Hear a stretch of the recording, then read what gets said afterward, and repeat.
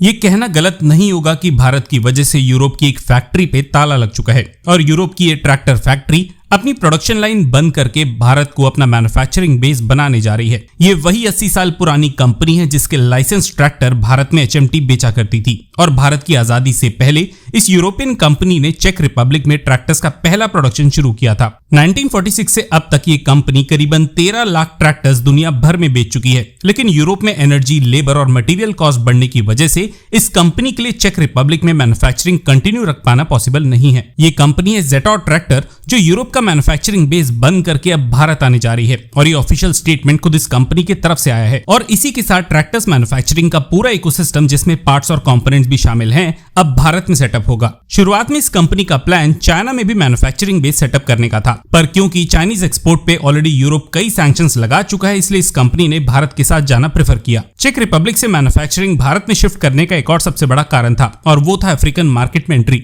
भारत में फिलहाल 20 के आसपास ट्रैक्टर मैन्युफैक्चरर्स एक्टिव हैं और सब के सब अफ्रीकन कॉन्टिनेंट में किसी न किसी अफ्रीकन देश में डोमिनेंट है। Already made in India tractors Asian और अफ्रीकन कॉन्टिनेंट में पहली पसंद माने जाते हैं और जेटॉर ट्रैक्टर्स भारतीय मैन्युफैक्चरिंग का इस्तेमाल अपने खोए हुए मार्केट को फिर से पाने में करना चाहती है। यूरोप के लिए काफी बड़ा झटका इसलिए भी माना जा रहा है क्योंकि ट्रैक्टर्स के पार्ट्स और कंपोनेंट्स की सप्लाई भी भारत की तरफ शिफ्ट हो जाएगी। खैर, ऑलरेडी भारत ट्रैक्टर मैन्युफैक्चरिंग में दुनिया में पहले नंबर पे आता है और हर साल हम 50 से ज्यादा देशों को 1 लाख से ऊपर ट्रैक्टर्स का एक्सपोर्ट करते हैं। आपको जान के हैरानी होगी कि भारतीय ट्रैक्टर्स का सबसे बड़ा खरीदार यूनाइटेड स्टेट्स है जो भारतीय एक्सपोर्ट के 21% ट्रैक्टर्स अपने यहाँ इंपोर्ट करता है। इसके बाद यूरोपियन देश भारतीय ट्रैक्टर्स के दूसरे सबसे बड़े कस्टमर्स हैं। इसका मतलब ये भी है कि जेटॉर अब अपने ही देश में भारत में बने ट्रैक्टर्स बेचेगा, ठीक वैसे ही जैसे सुजुकी भारत में बनी गाड़ियां जापान में बेचती है। इनफैक्ट आर्टिकल्स की माने तो भारत में यूरोपियन मार्केट के लिए इनके 2 ट्रैक्टर्स डिजाइन भी होना शुरू हो चुके हैं और अगले साल यानी कि 2027 से इन ट्रैक्टर्स का एक्सपोर्ट यूरोपियन देशों को शुरू भी हो जाएगा।